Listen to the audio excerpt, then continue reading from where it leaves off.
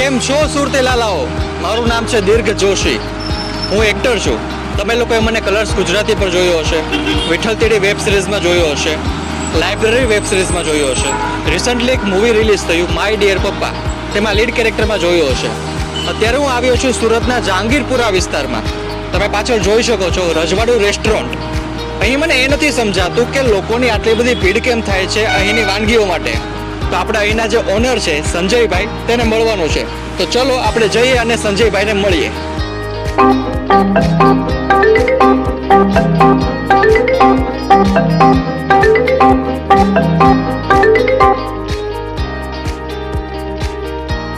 સંજયભાઈ કેમ છો?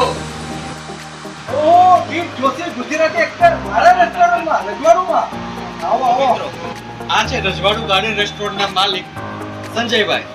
તો સંજયભાઈ, તમારા રેસ્ટોરન્ટમાં એવું તો શું છે કે લોકો એક વખત અહીંથી જમીને જાય છે તો સ્વાદ ભૂલતા નથી અને વારે વારે આવે છે? હા જીતભાઈ, લોકો અહીંયા વધારે જમવાનું એટલે પસંદ કરે છે કારણ કે અમે ઘર જેવો માહોલ અહીંયા ઊભો કરેલો અને અમે ફેમિલી વર્ક કરીએ છીએ અને રોજે રોજનું અમે તાજું શાકભાજી લાવીને જ બનાવીએ છીએ.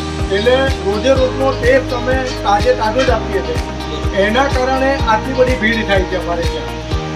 ઓકે, તો સંજયભાઈ તમે જણાવો કે તમારા રેસ્ટોરન્ટમાં કઈ કઈ વસ્તુ મળે છે? આપણે ત્યાં કાઠિયાવાડી છે, પંજાબી છે, પછી છોલે પૂરી છે, દાળ બાટી છે, પાઉંભાજી છે, પુલાવ છે અને હમણાં જ એડ કર્યું છે આપણે ફાસ્ટ ફૂડ. પીઝા છે, સેન્ડવિચ છે, બર્ગર છે, બ્રેડ બટર છે. એક વખત ખાઈને જશે ફાસ્ટ ફૂડ પણ તો પણ બીજી વખત એ અવશ્ય આવશે કારણ કે એ પણ આપણે સરસ મજાનો ટેસ્ટ આપીએ છીએ. બરોબર. કાઠિયાવાડી રેસ્ટોરન્ટને આ એરિયાની અંદર ગાંધીપરાની અંદર 9 વર્ષ પૂરા કરી ચૂક્યા છે. સરસ. મિત્રો, પહેલા તો મને પણ એવું લાગતું હતું કે કેમ આટલી બધી ભીડ થઈ રહી છે અહીંયા, પણ મેં ખુદ અહીં ડિનર કર્યું ત્યારે મને ખબર પડી કે સ્વાદમાં એકદમ બેસ્ટ છે, એકદમ ફ્રેશ હોય છે. મને તો ખૂબ મજા પડી. જો તમારે પણ મુલાકાત લેવી હોય તેનું એડ્રેસ છે આ, તો જરૂરથી આવજો. ચલો ફરી મળીએ. તો દીર્ઘ જોશી તરફથી જય શ્રી કૃષ્ણ.